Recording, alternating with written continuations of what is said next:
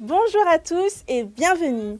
Je suis très heureuse de vous retrouver ici à la conférence en ligne de Nouveau Ciel, Nouvelle Terre, Shincheonji, ayant pour thème le témoignage sur la prophétie et l'accomplissement de l'Apocalypse, la nouvelle alliance de Dieu. Dieu nous donne à nouveau rendez-vous ce jour pour écouter sa parole édifiante, mais avant cela, nous allons préparer nos cœurs en chantant « Je suis un conquérant ».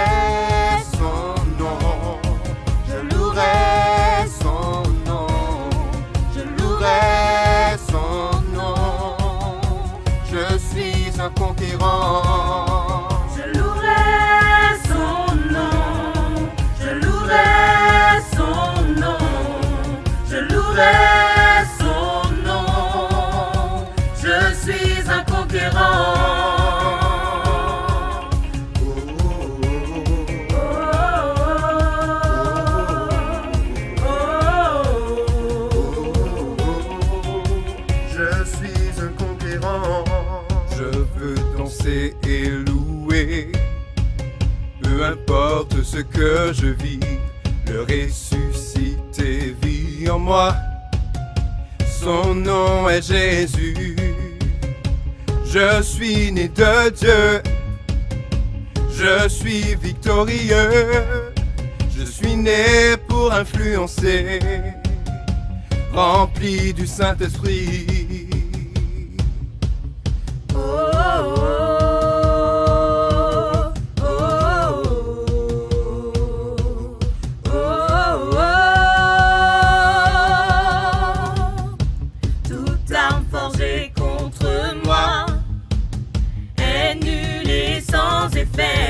Le ressuscité vit en moi. Son nom est Jésus. Je suis né de Dieu. Je suis victorieux. Je suis né pour influencer, rempli du Saint-Esprit.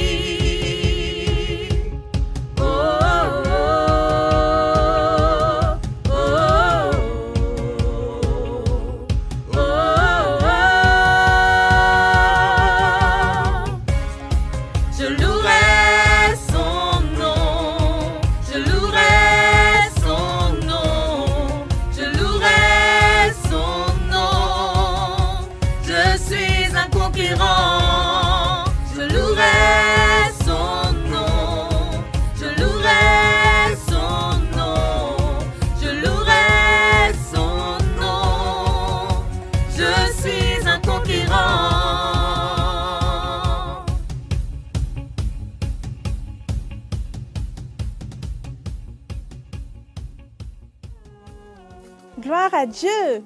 Peu importe les situations auxquelles nous faisons face, continuons de suivre le Seigneur. J'espère que cette première louange vous a plu et ce n'est pas terminé. car sans plus attendre, voici notre deuxième chant. Nous sommes une génération choisie.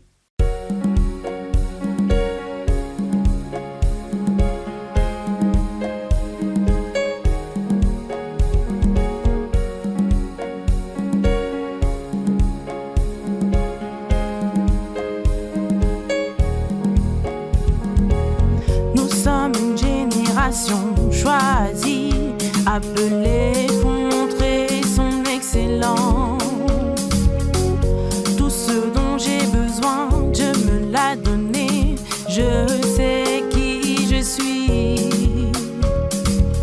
Nous sommes une génération choisie, appelée pour montrer son excellence. Tout ce dont j'ai besoin, Dieu me l'a donné.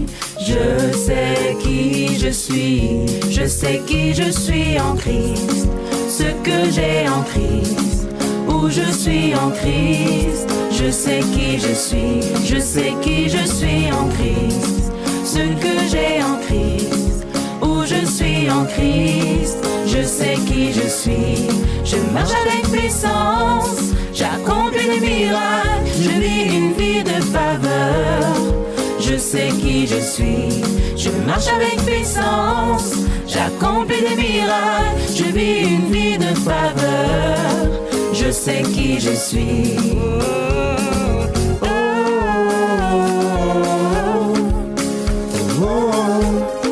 Je sais qui je suis.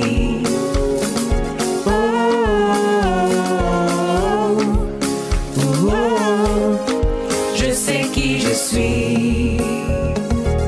Nous sommes une génération choisie, appelée pour montrer son excellence. Tout ce dont j'ai besoin, Dieu me l'a donné. Je sais qui je suis. Nous sommes une génération choisie, appelée pour montrer son excellence. Tout ce dont j'ai besoin, Dieu me l'a donné. Je sais qui je suis, je sais qui je suis en Christ. Ce que j'ai en Christ, où je suis en Christ. Je sais qui je suis, je sais qui je suis en Christ. Ce que j'ai en Christ, où je suis en Christ. Je sais qui je suis, je marche avec puissance. J'accomplis des miracles, je vis une vie de faveur. Je sais qui je suis, je marche avec puissance. J'accomplis des miracles, je vis une vie de faveur. Je sais qui je suis.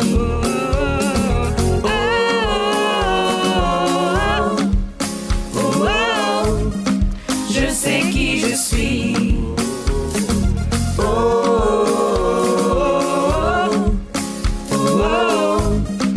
Je sais qui je suis.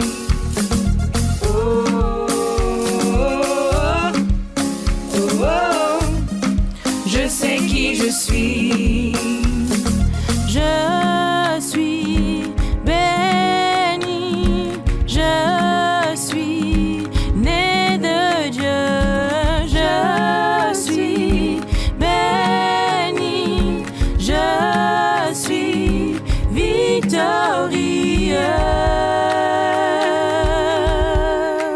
Awesome God, mighty God, mighty God. I give you praise.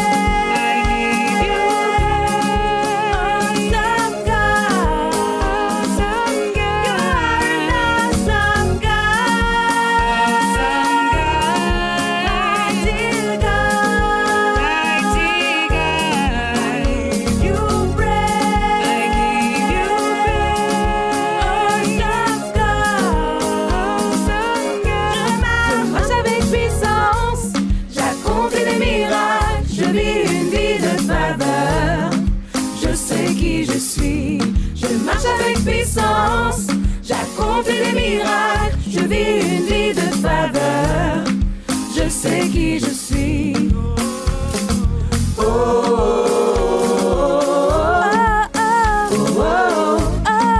Je sais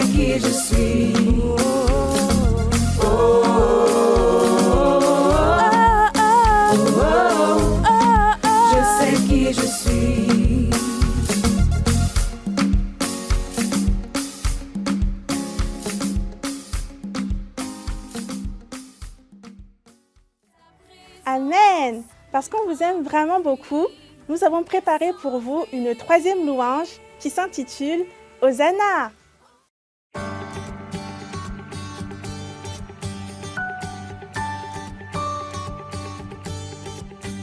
Un chant s'élève, les yeux se tournent vers toi, se tournent vers toi. L'espoir renaît, les cœurs soupirent après toi. Oui, après toi. En te voyant, nous retrouvons la force de vie. Quand nous sommes en ta présence, nos craintes fuient, elles s'enfuient. Hosanna, Hosanna, tu es le roi, le sauveur, à toi la gloire et l'honneur. Hosanna, Hosanna, nous t'accueillons parmi nous, sois le bienvenu, ô Jésus. Entends le son des cœurs qui reviennent à toi, reviennent à toi. Dans ton royaume, les vies brisées sont restaurées, sont restaurées. En te voyant, nous retrouvons la force de vie. Quand nous sommes en ta présence, nos craintes fuient, elles s'enfuient. Hosanna, Hosanna, tu es le roi, le sauveur, à toi la gloire et l'honneur. Hosanna, Hosanna, nous t'accueillons parmi nous, sois le bienvenu, ô Jésus.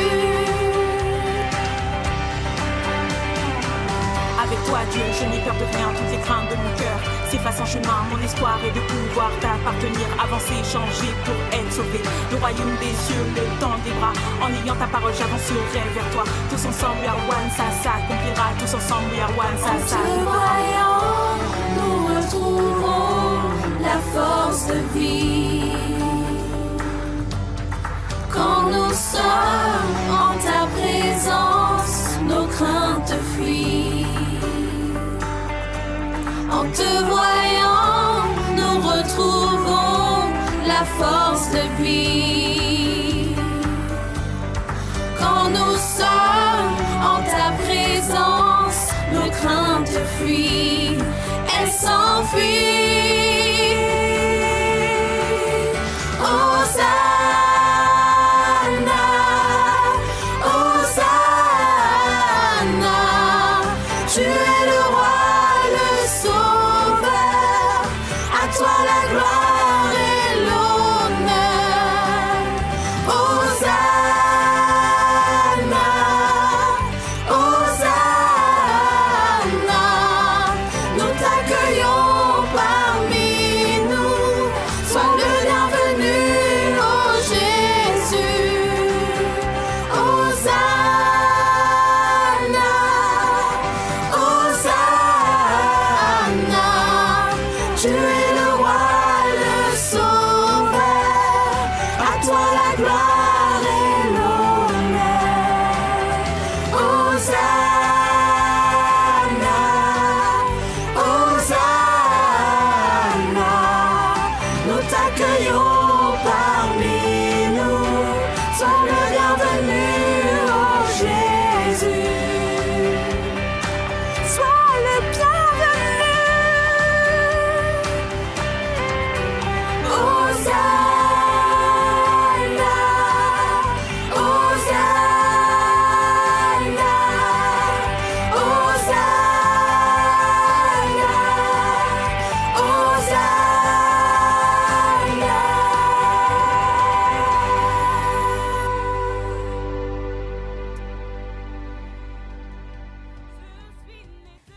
Rendons vraiment toute la gloire à Dieu.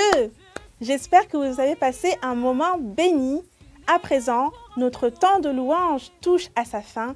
Merci infiniment, que la grâce de Dieu vous accompagne en profitant pleinement de la conférence.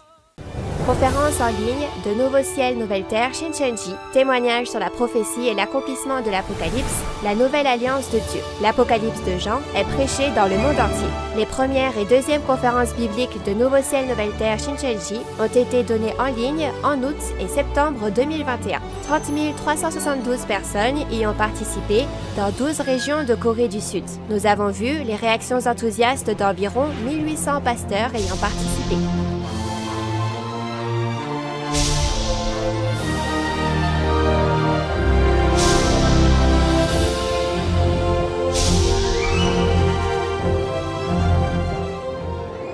Et enfin, la parole de l'Apocalypse de Jean est ouverte pour la première fois en 2000 ans. Le président et les 12 chefs de tribu de Nouveau Ciel, Nouvelle Terre, Shinchanji vous dévoilent le secret du royaume des cieux de la Nouvelle Alliance, l'Apocalypse de Jean. Tous les lundis et jeudis, du 18 octobre au 27 décembre, les conférences en ligne de Nouveau Ciel, Nouvelle Terre, Shinchanji sont diffusées en direct dans le monde entier. Nous vous invitons à suivre le témoignage sur la prophétie et l'accomplissement de l'Apocalypse, la nouvelle alliance de Dieu. Chers fidèles de Dieu de tous les pays du monde qui sont allés au royaume des cieux, soyez les bienvenus. Je suis Irvine, instructeur à Nouveau Ciel, Nouvelle Terre, Shinchanji, Église de Jésus. Aujourd'hui, je vous remercie sincèrement d'avoir rejoint cette conférence en ligne intitulée « Témoignage sur la prophétie et l'accomplissement de l'Apocalypse, la nouvelle alliance de Dieu » et d'avoir consacré votre temps précieux avec un cœur qui aspire à la parole révélée de Dieu. Je rends grâce et gloire à Dieu qui a permis tout cela, et je prie pour que vous tous dans le monde qui êtes venus aujourd'hui soyez remplis de la grâce et de l'amour de Dieu. Avant la conférence, nous allons rassembler nos cœurs en priant Dieu. Très saint Père Dieu, qui est plein d'amour et de grâce, nous vous remercions sincèrement de nous avoir permis de vivre dans l'amour de Dieu en nous accordant un jour plus précieux que le monde aujourd'hui encore, et en nous accordant une vie et un souffle précieux. En particulier, remplissez de la grâce et de l'amour de Dieu les précieux enfants de Dieu qui sont venus à la conférence en ligne de Nouveau Ciel, Nouvelle Terre, Shinchanji, aujourd'hui intitulée « Témoignage sur la prophétie et l'accomplissement de l'Apocalypse, la nouvelle alliance de Dieu ». Selon la prophétie de l'Apocalypse, Jésus a envoyé son porte-parole, le président de Nouveau Ciel, Nouvelle Terre, Shinchanji, sous cette terre aujourd'hui.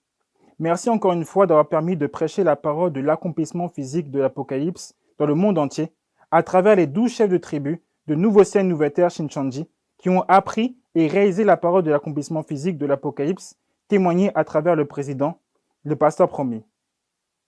Pendant ce temps, aujourd'hui, que le Saint-Esprit de Dieu lui-même nous guide et veille à être au contrôle de chaque parole prononcée par l'instructeur, qui témoignerait de la parole afin que ce soit une précieuse conférence qui rende gloire à Dieu.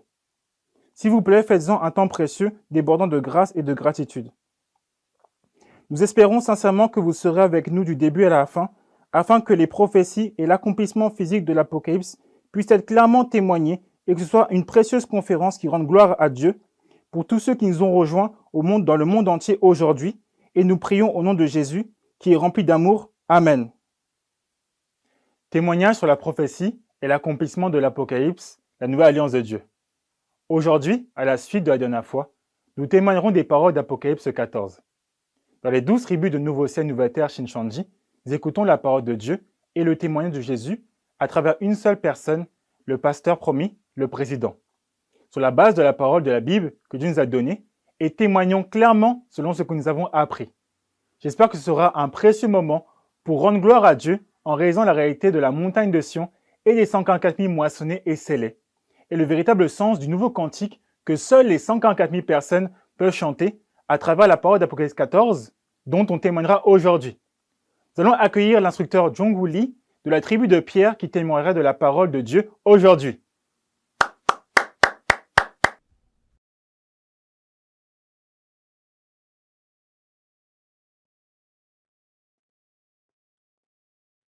Chers membres de la famille de la foi, nombreux pasteurs chrétiens et personnes qui pratiquent une religion dans chaque pays du monde et qui souhaitent aller au royaume des cieux et avoir la vie éternelle, c'est un plaisir de vous rencontrer.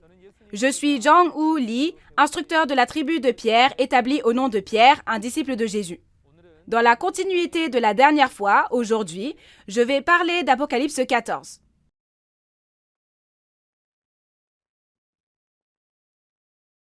Le titre de la référence d'aujourd'hui est « Les 144 000 premiers fruits mûrs sur la montagne de Sion ». Qui sont ces 144 000, ces premiers fruits mûrs sur la montagne de Sion? Si vous regardez la parole de la référence d'aujourd'hui, il est dit que les 144 000 ont le nom de Dieu et de Jésus écrit sur leur front. C'est parce qu'ils ont été scellés avec le nom de Dieu et de Jésus qu'ils sont scellés sur le front, n'est-ce pas? Alors, afin de comprendre quand et où ils ont été scellés, regardons les points clés de la référence principale en vérifiant les chapitres contrastés de l'Apocalypse. Dans l'Apocalypse, il y a un total de 3 paires de chapitres contrastés. Ce sont les paroles d'Apocalypse chapitres 6 et 7, 13 et 14, et 18 et 19. Les chapitres 6 et 7 sont les chapitres où une ère se termine lorsque le peuple élu est jugé, et le chapitre 7 est le chapitre où le nouveau royaume de Dieu est à nouveau créé.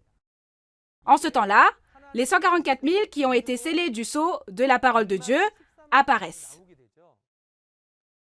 Et si vous regardez la relation entre les chapitres 13 et 14 de l'Apocalypse, vous avez bien appris les paroles du chapitre 13 grâce au chef de la tribu de Barthélemy la dernière fois, n'est-ce pas?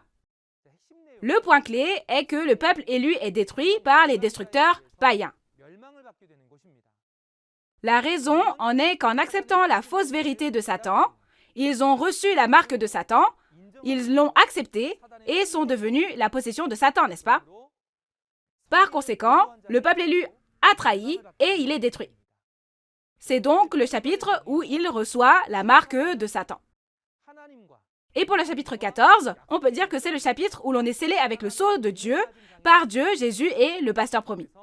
C'est pourquoi les noms de Dieu et de Jésus sont écrits sur le front. Combien de personnes ont été scellées de ce sceau de Dieu à ce moment-là? On nous dit que ce sont précisément 144 000 personnes. Et ensuite, il y a les chapitres 18 et 19. Maintenant qu'ils ont accepté les paroles de Satan, Satan sera avec eux, n'est-ce pas? C'est-à-dire que c'est le chapitre du mariage avec Satan, mais les personnes qui sont scellées en acceptant les paroles de Dieu et de Jésus épousent l'agneau et deviennent un avec lui. C'est ainsi que s'organisent les chapitres contrastés, et ce que vous apprenez aujourd'hui sont les paroles du chapitre 14, n'est-ce pas? Dans la parole du chapitre 14, aujourd'hui, nous verrons le résultat de ceux qui ont reçu la marque de Satan et de ceux qui ont reçu le sceau de Dieu.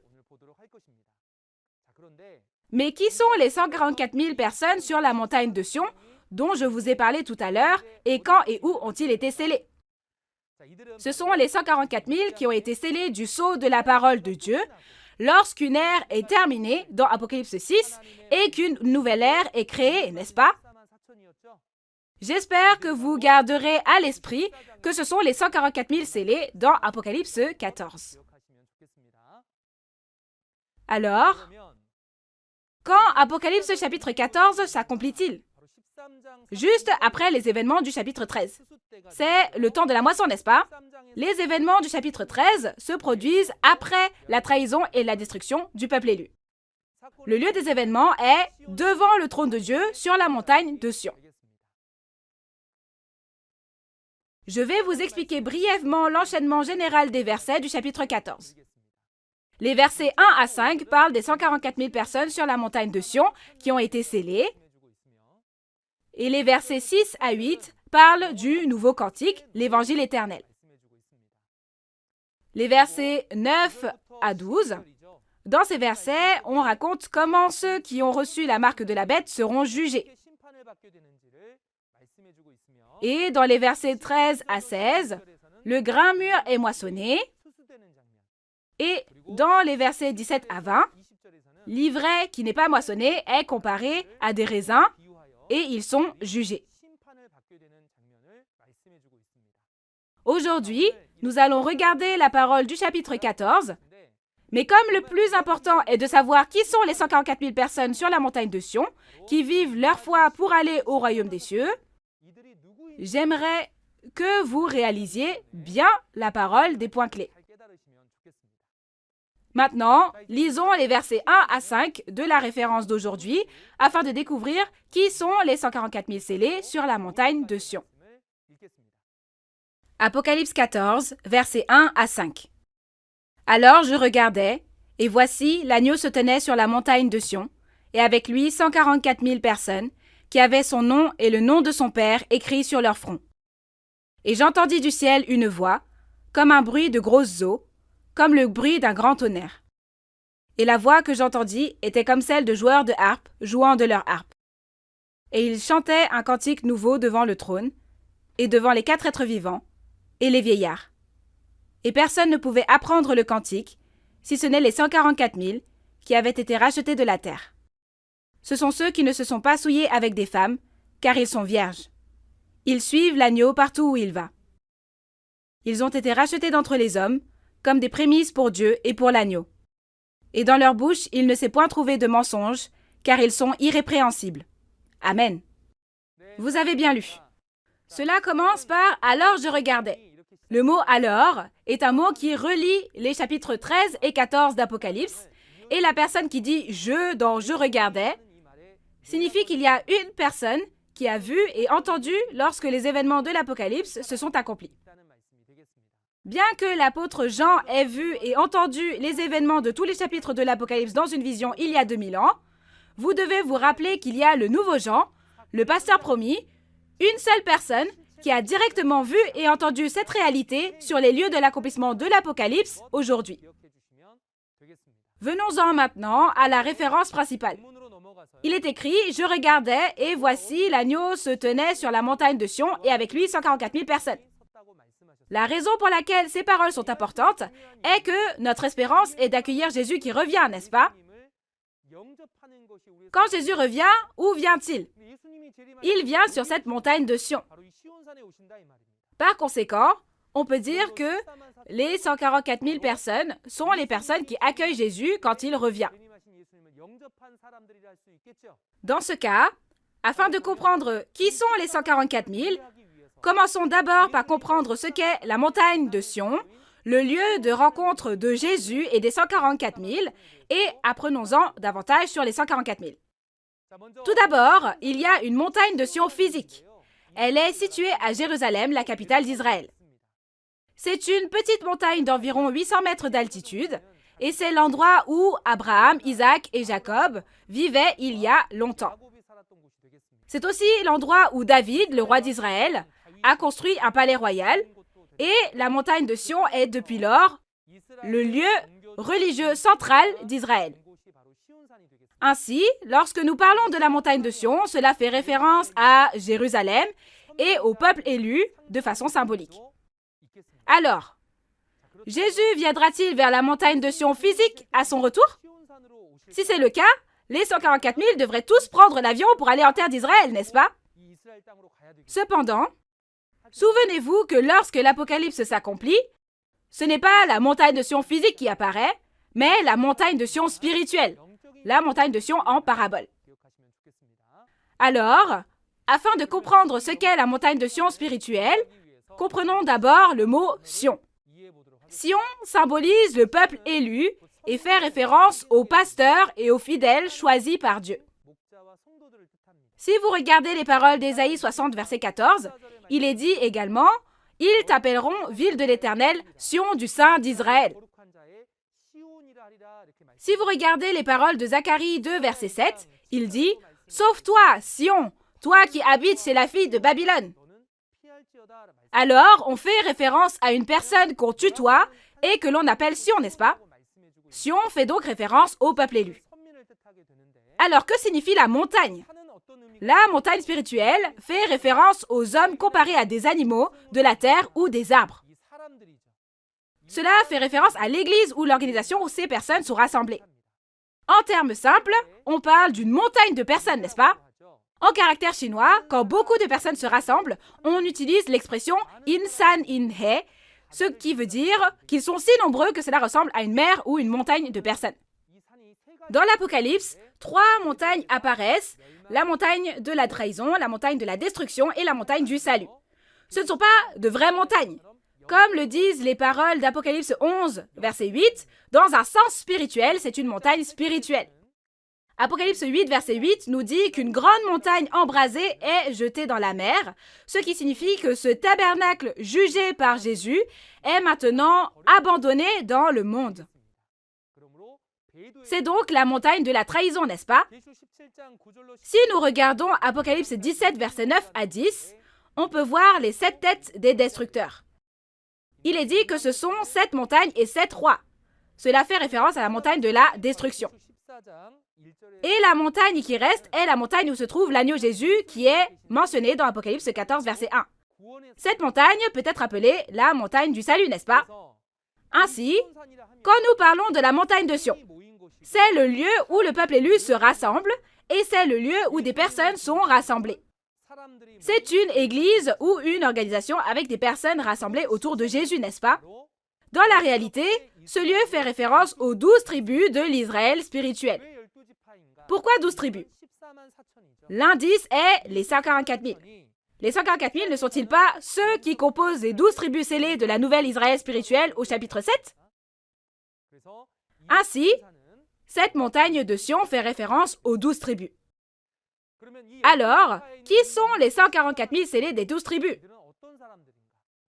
C'est ainsi que l'on peut savoir que ce sont les prêtres de la nouvelle Israël spirituelle. Ainsi, une ère prend fin et il y a les prêtres du nouveau royaume qui sont scellés du sceau de Dieu. Comment ces personnes sont-elles arrivées aux 12 tribus de la montagne de Sion? Au verset 4, il est dit que ce sont les prémices, c'est-à-dire les premiers fruits, n'est-ce pas? C'est pourquoi ils sont appelés les premiers fruits mûrs, créés en étant moissonnés et scellés. Ils ne sont pas l'ivraie qui n'a pas été moissonné au temps de la moisson, mais ce sont les croyants comme du bon grain qui ont été moissonnés.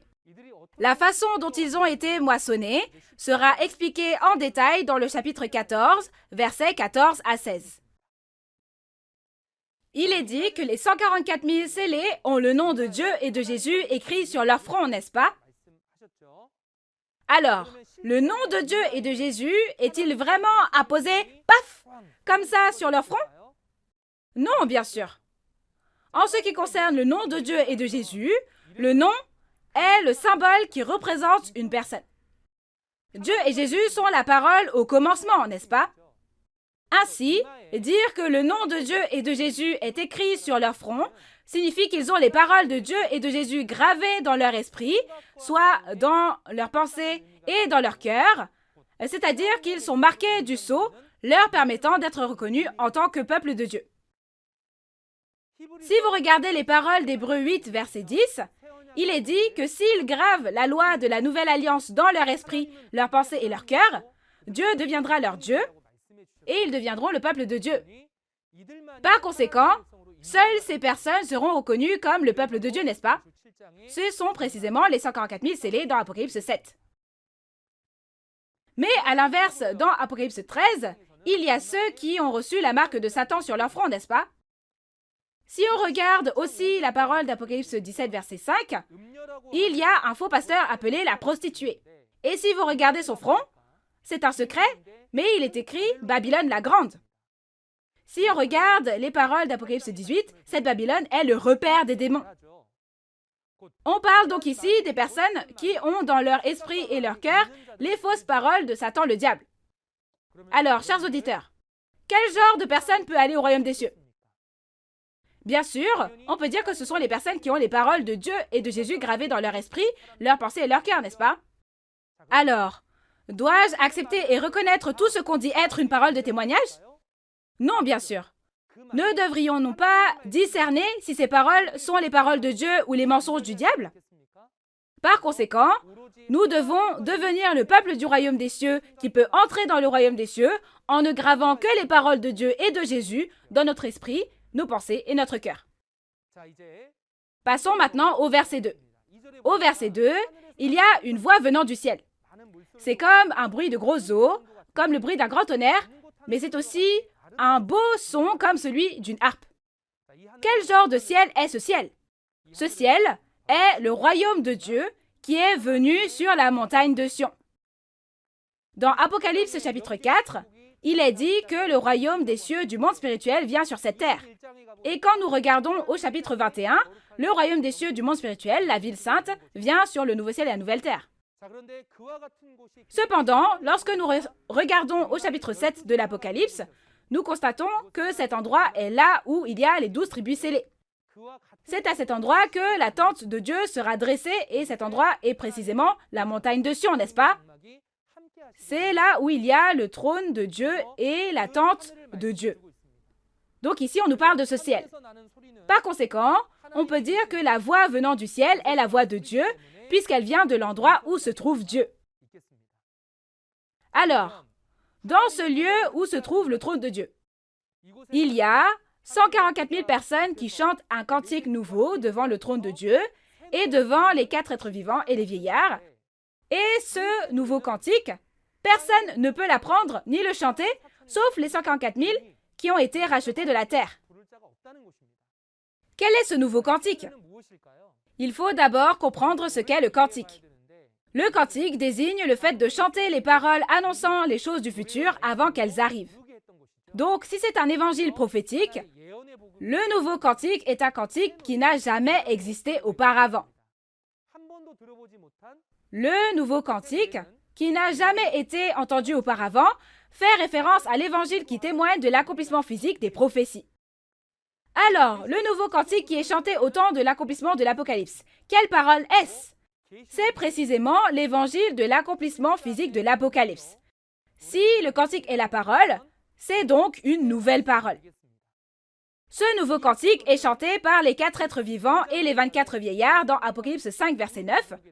Et sur cette terre, ce sont les 144 000 scellés qui chantent le nouveau cantique. Au verset 6, le nouveau cantique qu'ils chantent est aussi appelé Évangile éternel. Par conséquent, ce nouveau cantique chanté par les 144 000, c'est la parole de l'Apocalypse qui s'est accomplie. Alors, quelle est la raison pour laquelle il n'y a que les 144 000 personnes sur la montagne de Sion qui apprennent le nouveau cantique? La raison en est que le trône de Dieu est venu précisément sur la montagne de Sion, et de plus, là où se trouve le trône de Dieu, il y a le pasteur promis de Dieu, n'est-ce pas? C'est parce qu'il y a le pasteur promis, le témoin qui a vu et entendu la réalité physique de tous les chapitres de l'Apocalypse. C'est pourquoi, dans Apocalypse 3, verset 12, il est dit que Dieu, Jésus et le royaume des cieux du monde spirituel sont avec celui qui vaincra. Et il dit que là où descend le trône de Dieu, le trône de Jésus, celui qui vaincra y sera aussi assis avec lui. Par conséquent, on peut dire que le lieu où se trouve le vainqueur est le lieu où se trouve le trône de Dieu et de Jésus, n'est-ce pas? Celui qui vaincra est le pasteur qui voit et entend toutes les paroles de Dieu et de Jésus et en témoigne comme dans Apocalypse 1, verset 2, et le témoin qui voit et entend les événements de tous les chapitres de l'Apocalypse en recevant et en mangeant le livre ouvert d'Apocalypse 10. Par conséquent, comme c'est seulement à travers ce pasteur promis, ce témoin, que les 144 000 apprennent la parole révélée, eux seuls peuvent apprendre le nouveau cantique. Alors, à quel point ce nouveau cantique est-il important? L'apparition du nouveau cantique est la preuve qui permet de vérifier qui sont les 144 000 personnes sur la montagne de Sion. Chers auditeurs, quel genre d'endroit est la montagne de Sion? C'est l'endroit où Dieu, Jésus et le royaume des cieux dans le monde spirituel sont tous ensemble. Et il est vrai que le pasteur promis est également à cet endroit, n'est-ce pas? Alors, quel est cet endroit? N'est-ce pas le royaume des cieux auquel nous aspirons tant? Alors, est-ce que n'importe qui devient le royaume des cieux? Si quelqu'un dit qu'il est la montagne de Sion, il devient le royaume des cieux sur la montagne de Sion. Et si quelqu'un rassemble 144 000 personnes, alors ça devient les 144 000? Non! Si vous êtes les 144 000, vous devez être capable de chanter le nouveau cantique. Et si c'est la montagne de Sion, le nouveau cantique doit en sortir. Par conséquent, Ce nouveau cantique est la preuve permettant de confirmer que ce sont bien la montagne de Sion et les 144 000. Et c'est ce qui permet de prouver que l'endroit où les paroles de l'Apocalypse ne sont pas témoignées n'est pas la montagne de Sion et que cela ne peut pas être les 144 000 non plus. Vous comprenez? Alors, afin d'en savoir plus sur le genre de personnes que sont les 144 000, nous allons regarder la parole des versets 4 à 5. Nous avons besoin de savoir quel genre de personnes sont les 144 000 afin de nous efforcer de devenir de telles personnes, n'est-ce pas? Ces personnes sont celles qui ne se souillent pas avec des femmes et sont vierges, gardent leur chasteté. La femme mentionnée ici ne fait pas référence à une femme physique, mais à une femme spirituelle, soit le pasteur. Il y a 2000 ans, l'apôtre Paul était un pasteur qui prêchait la parole, mais il se compare lui-même à une femme spirituelle. C'est-à-dire qu'il connaît les douleurs de l'enfantement, qu'il allait au lieu de donner de la nourriture solide, et, bien qu'il ne soit pas marié et n'ait pas de fils, il s'est exprimé en appelant Timothée son enfant, son fils, n'est-ce pas? Parce que la parole est la semence, le pasteur qui a reçu la semence de la parole de Dieu est en position de nourrir les fidèles qui sont comme des enfants. C'est pour cela qu'un tel pasteur est comparé à une femme en parabole. Alors, quelle est la femme qui souille mentionnée dans l'Apocalypse? C'est la prostituée. C'est le faux pasteur. En un mot, c'est le faux pasteur qui donne naissance aux enfants du diable en acceptant la parole de fausse vérité de Satan, la semence de l'ivraie, au lieu de la semence de la parole de Dieu. Et on l'appelle la prostituée et le faux pasteur. Dans Apocalypse 2, verset 20, il est dit que c'est Jézabel, celle qui séduit les serviteurs de Dieu pour leur donner à manger les viandes sacrifiées aux idoles. Et dans Apocalypse 17, versets 1 à 5, c'est la prostituée Babylone, la mère des abominations de la terre qui a commis l'impudicité avec les rois de la terre. Dans Apocalypse 13, ils sont entrés dans le tabernacle du ciel, ont donné la marque de Satan, ont érigé des idoles et les ont fait adorer ces idoles, n'est-ce pas? Cependant, dire que les 144 000 ne sont pas devenus un avec eux et sont restés vierges, ont gardé leur chasteté, signifie qu'ils n'ont pas commis l'impudicité avec les démons et ont protégé leur foi en la gardant pure. Alors, ces personnes n'écoutent pas les paroles des faux pasteurs, mais écoutent qui? Comme ce sont ceux qui suivent l'agneau partout où il les conduit, ils n'obéissent qu'à la parole de Jésus et ne suivent qu'elle, n'est-ce pas? Et puisqu'on dit qu'ils sont les premiers fruits mûrs rachetés d'entre les hommes, avoir été racheté signifie obtenir la rédemption, soit la rémission des péchés. Il est dit qu'ils sont ceux qui ont lavé leurs péchés dans le sang de Jésus et ont été sauvés. Voyons la raison pour laquelle on dit que ce sont les premiers fruits mûrs. Jésus a semé la semence de l'évangile du royaume des cieux il y a 2000 ans. Et la semence a poussé pendant environ 2000 ans. Mais puisque ce sont les premiers croyants à devenir les fruits récoltés depuis le commencement de l'agriculture spirituelle, on dit d'eux qu'ils sont les premiers fruits mûrs. Par conséquent, les 144 000 sont le royaume et les prêtres de Dieu qui ont reçu le salut en lavant leurs péchés dans le sang de Jésus. Ceux qui ont été rachetés par le sang de Jésus, ceux dont les péchés ont été pardonnés par le sang de Jésus, et les premiers fruits mûrs nés de nouveau de la semence de Dieu et moissonnés. Ils appartiennent à Dieu et à l'agneau, et il n'y a pas de mensonge dans leur bouche, ils sont irrépréhensibles. Cela signifie que Dieu les a reconnus comme étant les premiers fruits mûrs. Au temps de Moïse, quand on regarde la parole, il est dit qu'il faut donner les premiers fruits mûrs à Dieu. À l'époque de Moïse, c'était des fruits physiques, bien sûr. Mais, quand la parole de promesse s'accomplit, comme il est dit qu'il nous a engendrés par la parole de vérité pour que nous soyons comme les premiers fruits de sa nouvelle création, on parle donc de personnes. Ainsi, les 144 000 scellés sont les premiers fruits appartenant à Dieu et à l'agneau, et ils sont la possession de Dieu. Le fait qu'il n'y ait pas de mensonge dans leur bouche et qu'ils soient irrépréhensibles signifie qu'ils n'ont pas d'autre chose que la parole de vérité et ne prêchent que la parole de vérité et la gardent. Donc, lorsque l'on regarde les paroles d'Apocalypse 22, versets 18 et 19, il est dit que si l'on ajoute ou retranche à l'Apocalypse, on ne peut pas aller au royaume des cieux. De plus, il est dit qu'on sera maudit. Où sont allés les 144 000 scellés du sceau sans ajouter ni retrancher à l'Apocalypse? On peut dire qu'ils sont allés au royaume des cieux, n'est-ce pas? Par conséquent, on peut dire que ce sont des personnes qui ne possèdent que la parole de vérité. Alors, qui sont réellement ces 144 000 personnes scellées sur la montagne de Sion? Ceux qui sont scellés avec le nouveau cantique. Ceux qui sont sur la montagne de Sion, ceux qui sont les premiers fruits mûrs, n'est-ce pas? Si l'on ne savait pas encore ce que signifiait cette parole, on peut alors dire que l'on n'avait pas reçu le témoignage du nouveau cantique. Chers auditeurs, puisque la parole de la promesse ne s'accomplit pas avant que le temps soit venu, les paroles de l'Apocalypse sont scellées en paraboles et personne ne peut donc les connaître. Ainsi, pendant ce temps-là, on pouvait ajouter et retrancher autant qu'on voulait, n'est-ce pas? Cependant, lorsque la parole de la promesse s'accomplit, la réalité apparaît, donc on ne peut plus mentir. Alors, maintenant, quand les paroles de l'Apocalypse sont apparues, si l'on ajoute ou retranche aux paroles de l'Apocalypse, on ne peut pas aller au royaume des cieux au final. Mais si l'on reçoit le témoignage de la parole révélée et croit sans ajouter ni retrancher, on peut maintenant dire que l'on appartient tous à Dieu et que l'on a la foi qui permet d'aller au royaume des cieux. Alors, cher pasteur, ne serait-il pas bien de recevoir d'abord le témoignage de l'Apocalypse, témoigner de la parole de vérité à vos fidèles bien-aimés et les informer de la foi qu'il faut pratiquer pour aller au royaume des cieux? J'espère que tous les pasteurs pourront témoigner du royaume des cieux à de nombreux croyants en écoutant et en réalisant bien ces paroles. Maintenant, nous allons lire la parole des versets 6 à 8 pour découvrir ce qu'est l'évangile éternel. Apocalypse 14, versets 6 à 8.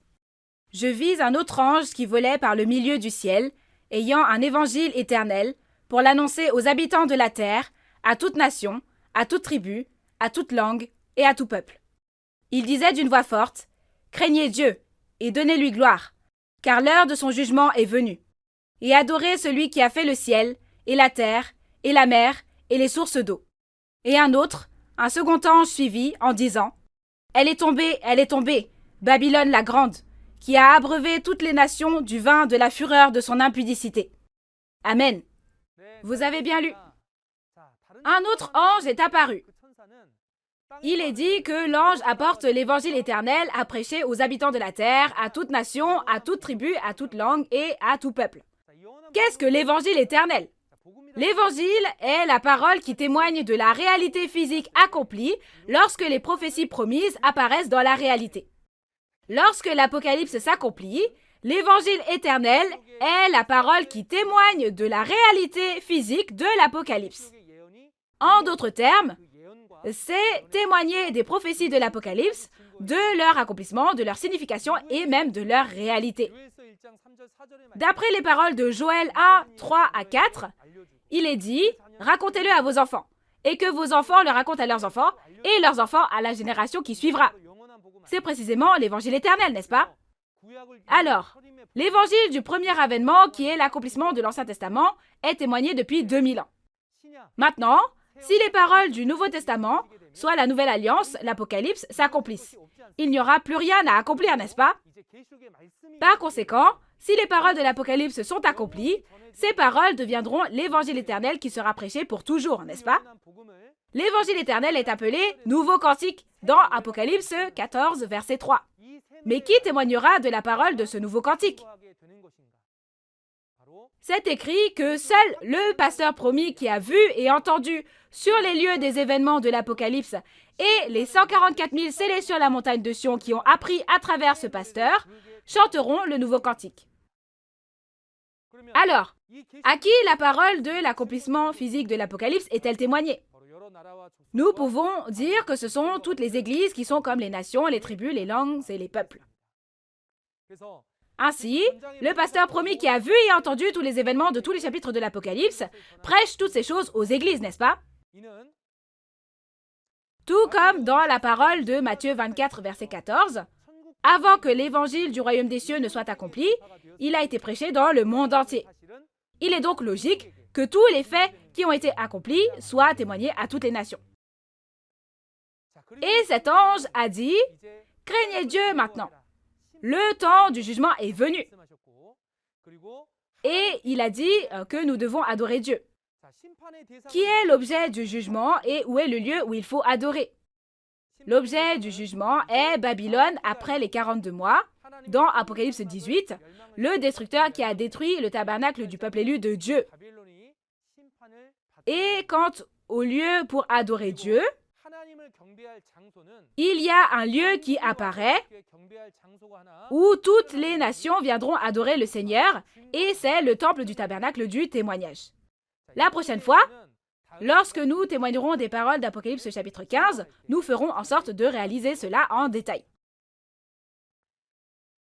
Et un autre ange encore apparaît. Lorsque cet ange apparaît, il dit que Babylone est tombée.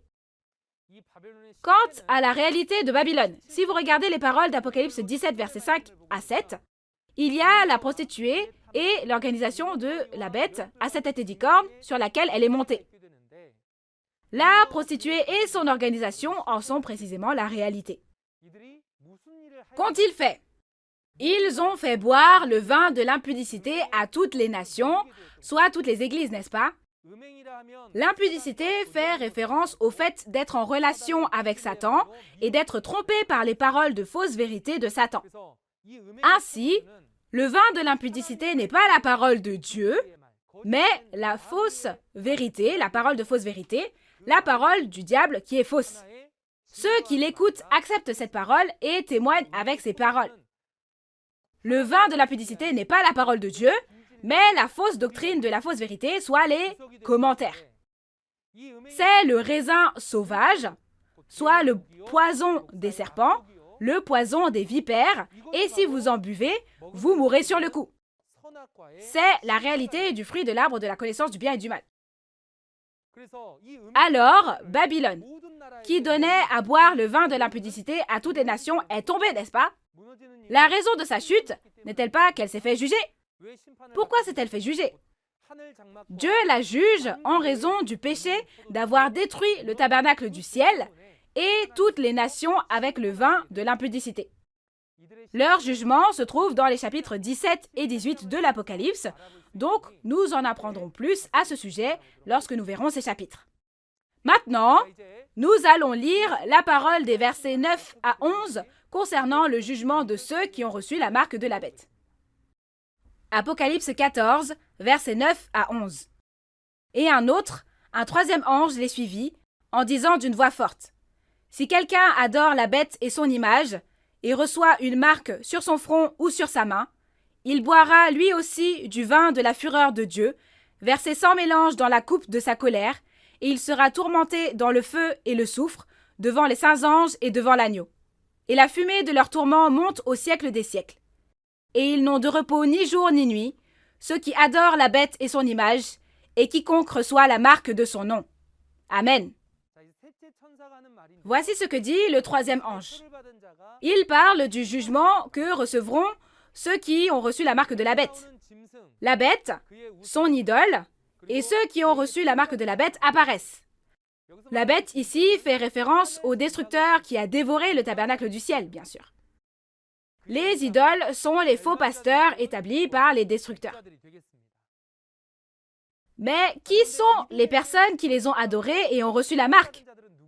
Ce sont les fidèles du tabernacle du ciel qui ont trahi dans Apocalypse 13. Leur résultat est bien sûr désastreux parce qu'ils n'ont pas reconnu la parole de Dieu et ont adoré les faux pasteurs de Satan, pas Dieu. Il est dit qu'ils reçoivent le vin de la fureur de Dieu. Cela signifie qu'ils sont jugés par les paroles de jugement de Dieu qui est en colère, et en conséquence, ils sont jetés dans l'étang brûlant de feu et de soufre, n'est-ce pas? C'est pourquoi leur tourment monte au siècle des siècles. Apocalypse 21, verset 8 dit qu'ils entrent dans la seconde mort. C'est l'étang de feu de l'enfer. Cependant, si nous regardons les paroles d'Apocalypse 20, versets 4 à 6, on nous dit que ceux qui n'adorent pas la bête ni son image et ne reçoivent pas la marque deviennent un avec les esprits martyrs et entrent dans la première résurrection, deviennent les prêtres de Christ et règnent pendant 1000 ans. Il est dit que la seconde mort n'aura aucun pouvoir sur eux. Et quand on regarde les paroles d'Apocalypse 22, versets 1 à 5, il y a aussi une parole selon laquelle le nom de Dieu est sur leur front et qu'ils régneront au siècle des siècles. Par conséquent, nous ne devons pas recevoir la marque de Satan ni adorer le diable, mais nous devons adorer Dieu et avoir la vraie foi qui accepte la parole de Dieu. Et nous devons vivre notre foi de manière à persévérer et à garder la foi. Quand on parle de persévérance, c'est combattre et vaincre la bête jusqu'au temps du salut. Ceux qui gardent les commandements de Dieu et la foi en Jésus sont ceux qui fuient vers la montagne lorsque l'abomination de la destruction vient s'établir dans le lieu saint. Comme le dit Apocalypse 3, versets 4 et 5, ce sont des personnes dignes qui sont écrites dans le livre de vie et qui marchent avec Jésus en vêtements blancs.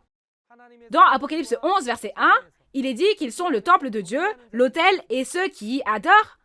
Et dans Apocalypse 17, verset 14, ce sont ceux qui sont sincères et vainquent lorsque Jésus les fait sortir. Ce seront ceux qui vainquent la bête, son idole et le nombre de son nom et sortent dans Apocalypse 15, verset 2.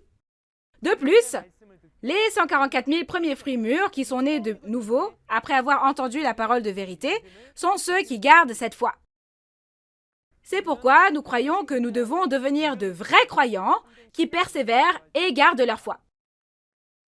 Maintenant, nous allons lire la parole des versets 13 à 16 pour découvrir comment se fait la moisson des grains mûrs.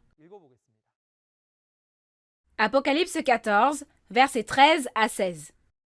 Et j'entendis du ciel une voix qui disait « Écris, heureux dès à présent les morts qui meurent dans le Seigneur. Oui, dit l'Esprit, afin qu'ils se reposent de leurs travaux, car leurs œuvres les suivent. Je regardais, et voici, il y avait une nuée blanche, et sur la nuée était assis quelqu'un qui ressemblait à un fils d'homme, ayant sur sa tête une couronne d'or, et dans sa main une faucille tranchante. Et un autre ange sortit du temple, criant d'une voix forte à celui qui était assis sur la nuée, « Lance ta faucille, et moissonne, car l'heure de moissonner est venue, car la moisson de la terre est mûre. » Et celui qui était assis sur la nuée jeta sa faucille sur la terre, et la terre fut moissonnée. Amen. Vous avez bien lu. Maintenant, permettez-moi de vous expliquer les paroles du verset 13. Heureux dès à présent les morts qui meurent dans le Seigneur. Et on nous dit qu'ils se reposent de leur labeur. Ici, le dès à présent signifie à partir de maintenant, désormais. À partir de quand? À partir de après la période de destruction qui a duré 42 mois. Après que le peuple élu a trahi et a été détruit pendant la période de destruction, il y a des personnes qui meurent dans le Seigneur et sont bénies. Mais la mort en elle-même est une malédiction. Alors en quoi serait-ce une bénédiction? Qu'est-ce qui est mort ici? C'est le péché qui meurt et la justice qui vit. Qu'est-ce que ça signifie? Si vous regardez les paroles d'Apocalypse 13, verset 15, il est dit que ceux qui n'adorent pas la bête et son image, son idole, seront tous mis à mort. En ce temps-là, si vous avez peur de la bête et adorez l'image de la bête, la justice mourra et le péché restera en vie, n'est-ce pas? Cependant, si vous persévérez et gardez votre foi, donc si vous n'adorez pas la bête, alors le péché mourra et la justice vivra, n'est-ce pas? Alors, qui a fait les choses ainsi? L'apôtre Paul, il y a 2000 ans. L'apôtre Paul a tué ses pensées de la chair et ses péchés, et en disant « je meurs chaque jour », il a dédié toute sa vie à l'accomplissement de la volonté de Dieu. Une telle personne est celle qui meurt dans le Seigneur, n'est-ce pas? Maintenant, c'est le temps où Dieu règne. Pour que cela s'accomplisse, le nouveau royaume et le nouveau peuple de Dieu doivent être créés, n'est-ce pas? Pour cela, la parole de la promesse de l'Apocalypse ne devrait-elle pas s'accomplir? Ainsi, lorsque le royaume de Dieu est créé au temps de l'accomplissement de l'Apocalypse, si vous priez pour le royaume et la justice de Dieu et vivez votre vie pour la volonté de Dieu, alors une telle personne deviendra une personne qui meurt dans le Seigneur et sera bénie. Quelle bénédiction! La vie éternelle. Si vous regardez les paroles de Jean 11, versets 25 et 26, il est dit que quiconque croit en moi vivra même s'il meurt, et quiconque vit et croit en moi ne mourra jamais. La parole disant que celui qui meurt vivra pour toujours s'accomplit en ce temps-là, n'est-ce pas? Il crée le nouveau royaume et le nouveau peuple de Dieu, où Dieu règne, et entre dans le sabbat avec Dieu. Par conséquent, nous devons devenir ceux qui meurent dans le Seigneur. Pour ce faire, nous devons faire l'œuvre de Dieu, n'est-ce pas? Que fait cette personne? Elle moissonne. Les paroles des versets 14 à 16 parlent de la faucille pour moissonner et du grain mûr. Quelqu'un qui ressemblait à un fils d'homme sur la nuée tient une faucille tranchante. Il s'agit d'un ange semblable à Jésus et être assis sur la nuée peut signifier diriger les nuages. Cela signifie que la nuée, soit les nuages, fait référence aux esprits et parle donc d'un ange qui dirige de nombreux anges. Cependant, un autre ange sort du temple et lui ordonne de lancer sa faucille et de moissonner le grain mûr. Il peut donc être considéré comme l'ange ayant pour mission d'annoncer le temps de la moisson. Ensuite, il y a donc la moisson. Voyons comment la moisson commence et se déroule, comment elle commence et se termine. Voici le processus de la moisson. Il y a 2600 ans, environ, les Israélites physiques ont conclu une alliance avec Dieu, mais ils ont adoré des dieux païens à travers le roi d'Israël, Salomon. En conséquence, comme les paroles d'Osée 6, verset 7, ils ont tous abandonné l'alliance comme Adam. Alors, lorsque Dieu a mis fin à l'Israël physique et quand il a parlé de la création d'une chose nouvelle, il a dit que deux types de semences, la semence d'homme et la semence de bête, seraient semées dans un même champ, la maison d'Israël et la maison de Juda. Cependant, ces paroles s'accompliront environ 600 ans plus tard, lorsque Jésus vient au temps du premier avènement. Il y a 2000 ans, Jésus, en tant que fils de l'homme, a semé la bonne semence dans son champ, et l'ennemi, le diable, est venu et a semé par-dessus l'ivraie, c'est-à-dire la semence de bête.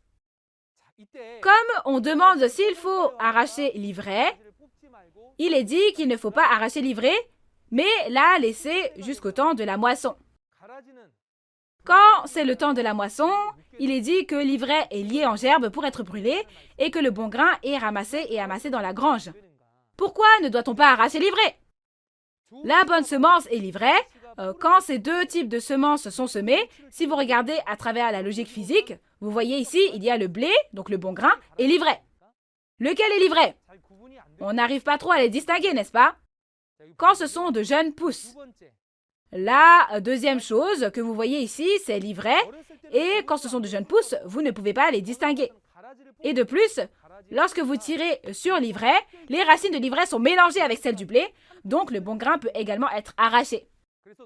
Ainsi, quand l'agriculteur va-t-il arracher cette ivraie? Au temps de la moisson, bien sûr.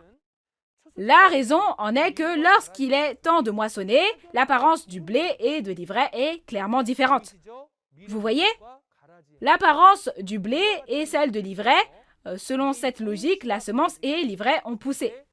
Quant à la façon dont elles poussent, la bonne semence, ce sont les fils du royaume des cieux, et l'ivraie, ce sont les fils du malin. C'est ainsi qu'ils sont divisés. Où est le champ où la semence est tombée? Il est dit que c'est le monde de Jésus et c'est l'endroit où la semence de la parole de Jésus est tombée. Cela fait donc référence au monde chrétien de l'Église de Jésus. Donc, si nous regardons à travers la Bible, dans l'Église, il n'y a pas que des personnes aptes à pouvoir aller au royaume des cieux. Il y a les fils du royaume des cieux qui iront au royaume des cieux et les fils du malin qui seront jugés. Alors, c'est le temps de la moisson, et le temps de la moisson, c'est la fin du monde, n'est-ce pas? Au temps de la moisson, l'ange moissonneur vient et met le grain dans la grange. Comment ces fils du royaume des cieux sont-ils amenés dans la grange? Il faut pouvoir le comprendre, n'est-ce pas? Et les méchants sont ceux qui ne sont pas moissonnés et ils seront jugés par le feu, n'est-ce pas? C'est la promesse de la Bible. Voyons donc, d'abord, comment se fait la moisson. Les anges sont des esprits, n'est-ce pas? L'ange, qui est un esprit, est-ce qu'il va utiliser réellement une faucille pour moissonner? Non, n'est-ce pas? Cette faucille, c'est une faucille tranchante, qui représente quoi?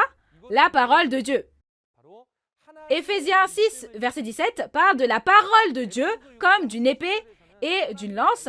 Mais si vous regardez Ésaïe 2, verset 4, quand la moisson viendra, en martelant leur épée et leur lance, ils forgeront des faucilles et des socs, c'est-à-dire des outils pour moissonner.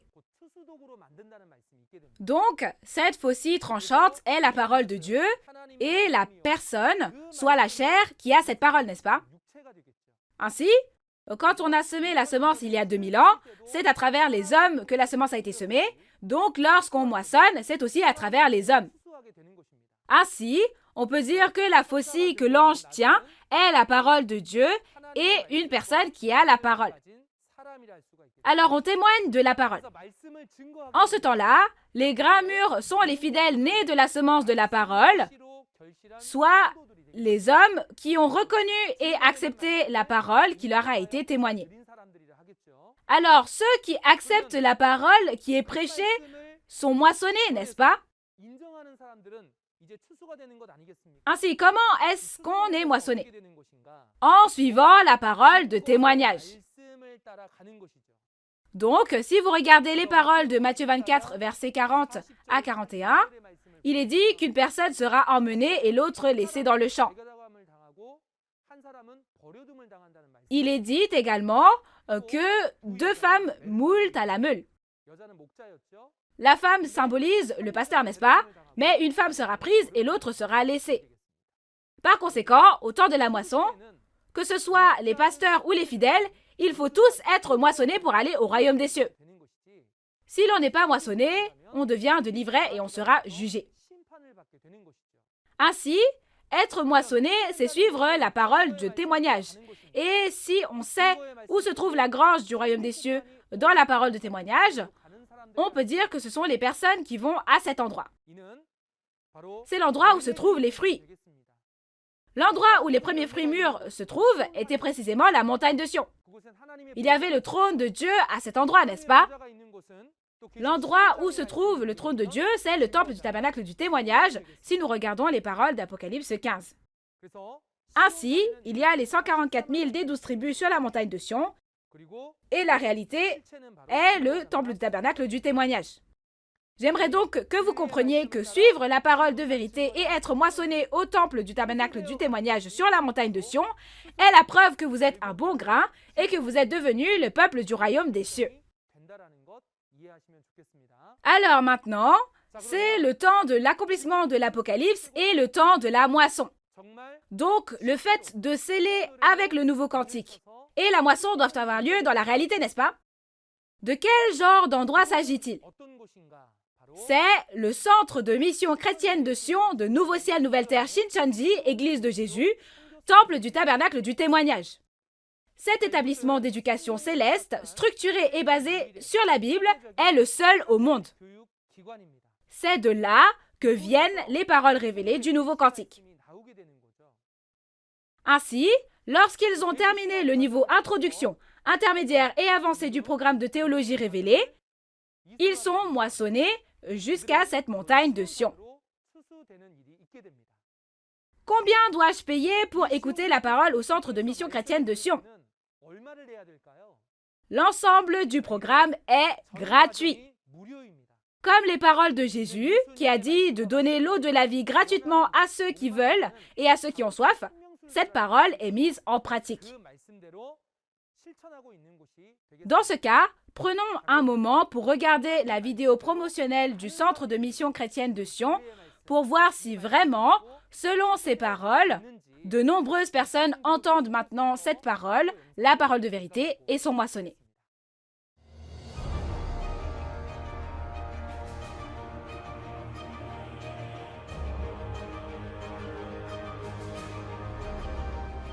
En 2019, 103 764 personnes ont été diplômées et cela a été diffusé en direct dans le monde entier. Ce fut la célébration de la fin de l'apprentissage biblique des étudiants du Centre de Mission Chrétienne de Sion de Nouveau-Ciel Nouvelle-Terre Shincheonji, Église de Jésus, Temple du Tabernacle du Témoignage dans 112 pays. En l'espace d'un an, plus de 100 000 personnes y ont été diplômées. Quel genre d'endroit est le Centre de Mission Chrétienne de Sion, auquel les personnes de chaque recoin du village planétaire affluent afin d'apprendre la Bible? Le Centre de Mission Chrétienne de Sion est le seul établissement d'éducation structuré et basé sur la Bible au monde. En suivant l'enseignement de Jésus qui a dit de donner gratuitement à celui qui a soif, tous les cours de tous les centres de mission chrétienne de Sion du pays sont gratuits. À travers le programme d'enseignement, vous apprendrez l'ensemble de la Bible à travers l'histoire, les instructions, les prophéties et l'accomplissement, divisés en plusieurs niveaux, introduction, intermédiaire et avancée. Le niveau introduction est le cursus d'apprentissage au travers de la Bible concernant la raison pour laquelle Jésus a parlé en parabole des secrets du royaume des cieux et le véritable sens des paraboles. Ensuite, au niveau intermédiaire, on apprend chapitre par chapitre concernant les prophéties et l'accomplissement des événements marquants contenus dans l'histoire de l'Ancien Testament et du Nouveau Testament de la Bible. Enfin, au niveau avancé, vous apprendrez à propos du témoignage sur la prophétie et l'accomplissement de tous les chapitres de l'Apocalypse selon le principe des 6 questions de base. Même à l'ère du en ligne à laquelle nous sommes passés à cause de la Covid-19, les conférences en ligne du Centre de Mission Chrétienne de Sion sont remplies d'étudiants venus chercher la parole. Ce sont des conférences au contenu logique. Des conférences apportant des réponses satisfaisantes à vos questions.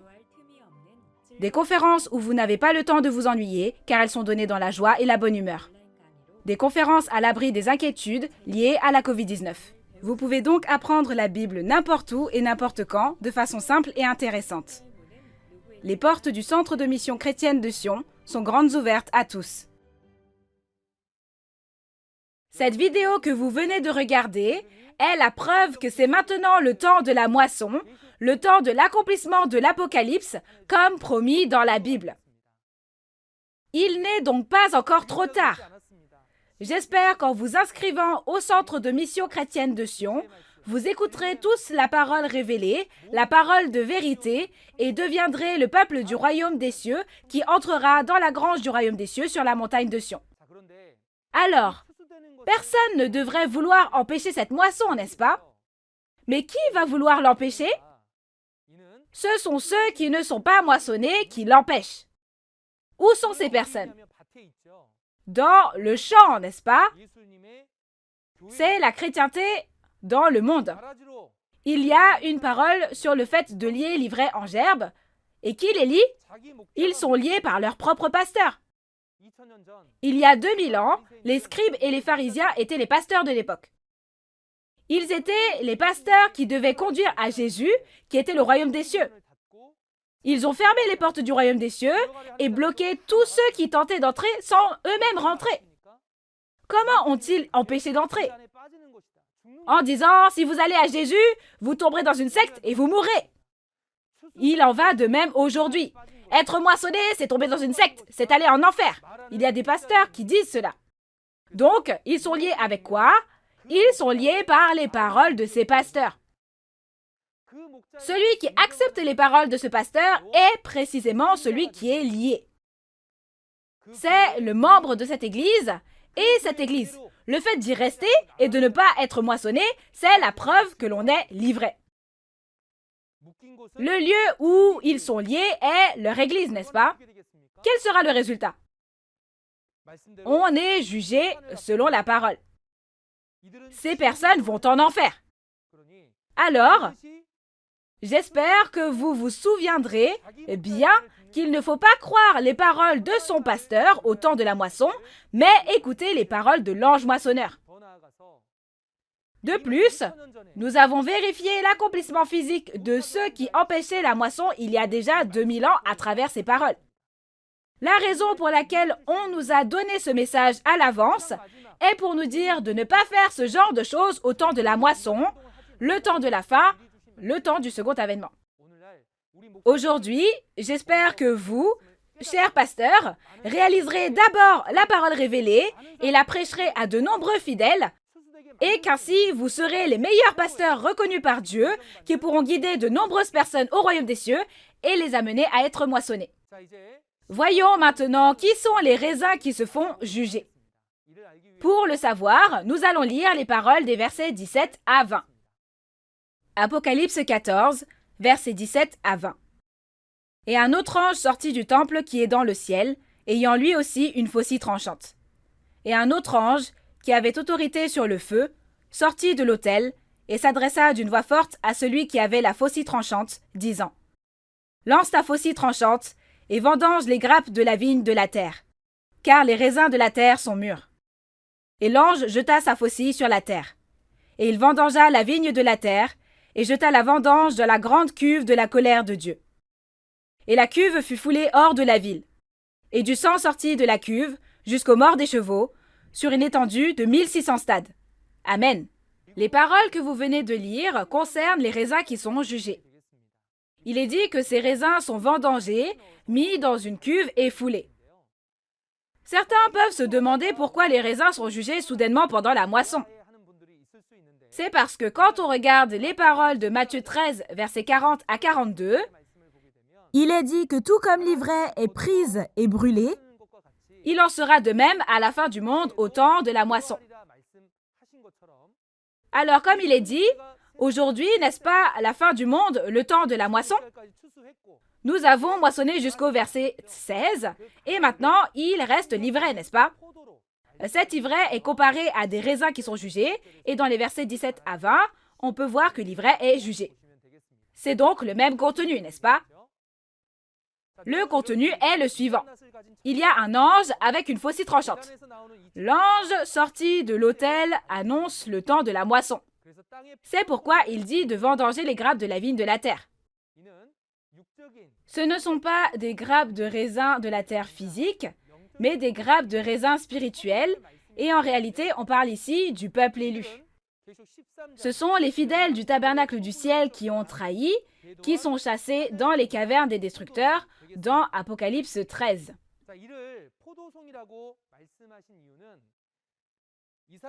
La raison pour laquelle il a dit qu'il s'agissait des grappes de raisin se trouve dans Ésaïe 5, versets 1 à 7, où il est dit que la plus belle vigne a été plantée, mais ce sont des raisins sauvages qu'elle a produits, n'est-ce pas? Quant à savoir comment elle a apporté du fruit, si vous regardez Jérémie 2, verset 21, il est écrit qu'une vigne excellente avait été plantée et du meilleur plan, mais elle est greffée sur la branche d'une vigne païenne. Par conséquent, comme les paroles de Deutéronome 32, des raisins sauvages et des raisins amers sont produits. Ainsi, le peuple élu qui a trahi est symbolisé par les raisins qui ont été jugés, tels que les raisins sauvages et les raisins amers. Ils sont mis dans la grande cuve de la colère de Dieu et foulés hors de la ville. La grande cuve à vin est un instrument de jugement, n'est-ce pas? Avec quoi juge-t-on? Comme dans les paroles de Jean 12, verset 48, les paroles de Jésus jugeront au dernier jour, n'est-ce pas? Le jugement se fait par la parole du jugement de Dieu. Et où ça? À l'extérieur de la ville. C'est la dénomination des païens. Le peuple élu qui a trahi a été chassé et est allé dans le repère des païens, où ils ont même été tués tiers par tiers. Cela veut dire qu'ils sont jugés là-bas. Ainsi, ceux qui sont chassés dans Apocalypse 6 sont jugés au chapitre 16, et de plus, Ils sont ceux qui sont hors de la ville. On a jugé et il est écrit que du sang est sorti. Le sang a atteint le mors des chevaux. Chers auditeurs, comment le sang peut-il atteindre le mors des chevaux quand des gens sont jugés? Ce n'est pas du sang physique, bien sûr. Même si tout le monde meurt sur terre, il n'y aura pas de sang allant jusqu'au mort des chevaux. Ce sang est la parole, mais quelle parole? C'est la nouvelle selon laquelle les fidèles du tabernacle du ciel qui ont trahi ont été jugés. Mais que signifie avoir atteint le mort des chevaux? Les bœufs et les chevaux dans la Bible font référence aux pasteurs et aux personnes de devoir. Ainsi, dire qu'on atteint le mort des chevaux signifie que ces paroles sortent de la bouche des pasteurs. Quelle parole? La nouvelle comme quoi ils ont été jugés. Ainsi, comme ce temple du tabernacle a trahi et a été détruit par les païens, n'appartenait-il pas aux païens? De cette façon, le temple du tabernacle est devenu une église païenne et a été complètement jugé et a pris fin. Ce sont les paroles qui sortent de la bouche des pasteurs. Cependant, cette nouvelle s'est propagée sur 1600 stades. C'est qu'elle est connue en fait dans tout le pays. 1600 stades, c'est environ 300 km, ce qui signifie toute la Corée du Sud. La raison pour laquelle cela s'est répandu à travers le pays est qu'il y avait environ 80 églises branches à travers le pays. On peut dire qu'ils ont été jugés parce que toutes les enseignes du temple du tabernacle à travers le pays ont été remplacées par celles des églises des païens. Vous comprenez? De cette façon, je vous ai résumé toute la parole d'Apocalypse chapitre 14 aujourd'hui. Maintenant, la conclusion. Il y a des personnes qui vont au royaume des cieux quand l'Apocalypse s'accomplit. Ils sont nés de la semence de Dieu, moissonnés de l'Orient et de l'Occident, scellés et appartiennent aux 12 tribus. Mais qui sont les personnes qui vont en enfer? Ce sont les fils du royaume qui ont été chassés hors de la ville pour leur trahison et les destructeurs, et ils sont livrés non moissonnés. Chers membres de la famille de la foi, nous vivons tous notre foi pour aller au royaume des cieux, n'est-ce pas? Cependant, pour aller au royaume des cieux, il ne suffit pas seulement d'aller à l'église. Il ne s'agit pas seulement de croire en Jésus. En ce temps de la moisson, être moissonné et entrer dans la grange du royaume des cieux signifie aller au royaume des cieux. Comme le titre l'indique, cette réalité, ce sont les 144 000 premiers fruits mûrs sur la montagne de Sion, n'est-ce pas? Cependant, les 144 000 ne sont pas les seuls à entrer dans la grange du royaume des cieux. Après que les 144 000 sont scellés, il y a une grande tribulation. Et dans cette grande tribulation, devant le trône de Dieu, une multitude en blanc indénombrable, qui a lavé ses vêtements et les a rendus blancs dans le sang de Jésus, est créée. N'est-ce pas le temps de la grande tribulation et de la création de la multitude en blanc? Ainsi, tous les membres de la famille de la foi qui écoutent la parole révélée, plutôt que d'être divisés en dénominations, j'espère que nous deviendrons une famille née d'une seule semence de Dieu, afin que nous puissions tous être moissonnés et devenir tous les membres de la famille de la foi appartenant aux 12 tribus de la grange du royaume des cieux. Nous sommes un en Dieu et en Jésus. Nous sommes un. We are one. Nous allons finir la parole ici aujourd'hui. Nous allons prier. Dieu le Père, envers qui nous sommes reconnaissants. Merci d'avoir organisé cette précieuse conférence sur la parole de Dieu aujourd'hui, par la grâce de Dieu, et d'avoir permis à de nombreux enfants de Dieu d'être ensemble. Veuillez régner sur le cœur de tous ceux qui y assistent. Aujourd'hui, nous avons médité sur les paroles d'Apocalypse 14. Nous avons vu le résultat de ceux qui ont reçu la marque de Satan et de ceux qui ont été scellés du sceau de Dieu. S'il vous plaît, enlevez du cœur de tous ceux qui ont reçu la parole en ce temps, l'ivraie mensongère de Satan, semez la parole de vérité de Dieu, permettez-leur de naître de nouveau, d'être moissonnés et de tous devenir des personnes scellées. J'espère que vous prendrez le contrôle des cœurs afin que ce précieux rassemblement puisse continuer la prochaine fois, et nous avons sincèrement cru et prié au nom de Jésus. Amen. Merci d'avoir écouté jusqu'au bout.